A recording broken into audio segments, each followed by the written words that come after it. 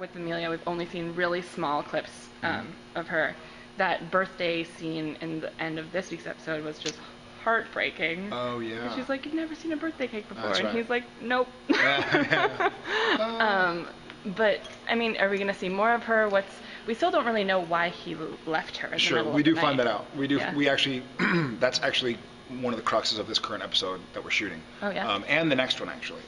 So Leanne's been around for a lot this last week, and she's coming back. I'm shooting with her tomorrow. But we do find out when and why, and it begs a few further questions. Because it's not, we see in Sam at the beginning of the season that she's not dead to him, you know. It's not like, done. Yeah. He still has something for her. And even if it's just the idea of being able to settle down and have a woman in my life. She still has his dog. She still has my dog. I'm going to go back and get that dog. It's very important.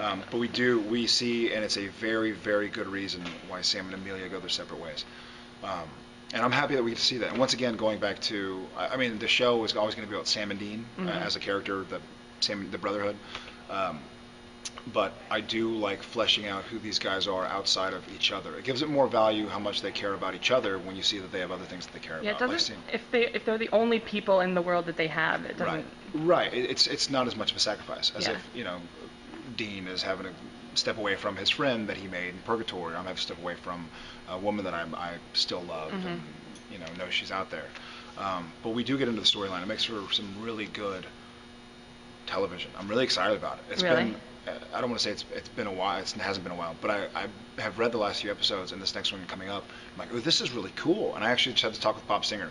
He was up, and I was like, man, I'm really impressed. Like you sign on to another season, and you're like, I hope it's good. Like I don't know what they could possibly think of. And with a new showrunner and the new blood, and I've been so happy with the direction we've gone, and I think it's really, really cool. We screened the first episode at the CW with Jeremy and Bob, and afterward I was like, that was really good. Jeremy was like, you look really surprised.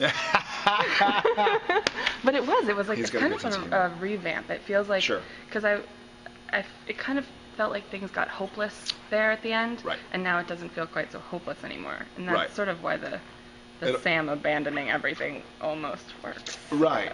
And also, I felt like, and that's just the nature of the way we went, especially with the series arc, but it was getting bigger and bigger and bigger and bigger and bigger.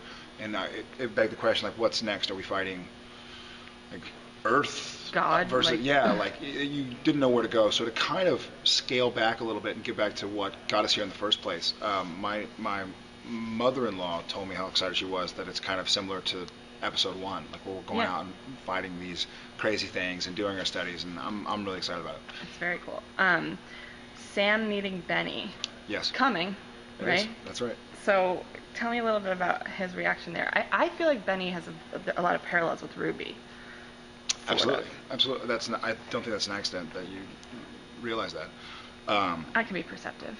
I watch the show here and there, once or twice. No, it's very true, very adept. But he does have a lot of parallels with Ruby, and I find myself in the flip position of where I was 4 years ago, and now I'm saying it provides for a lot of moments between Sam and Dean of going, dude, you said to me what I'm now saying to you in a different situation, and Ruby was a lot hotter than Benny, so I should have had more understanding from you than I should give you back. Maybe I'm biased, partial, but it makes for it's a quick introduction. It's not a long time. Sam and Benny don't get to go out and have a beer and figure out what's what. It's kind of a very abrupt, unexpected, like, who's this, what, because Dean has never been real forthright with Sam about who he's talking to, why he keeps going off to the side, about anything. You saw in this episode 1, he's like, oh, well, I made it out, long story. But we see Sam kind of go, whoa, something's not right. And Sam, being a hunter, is kind of in tune with the fact that Benny might not be...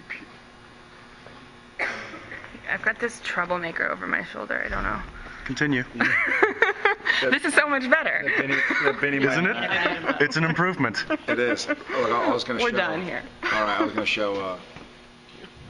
going to show Jensen with his thing, but all right. No, there.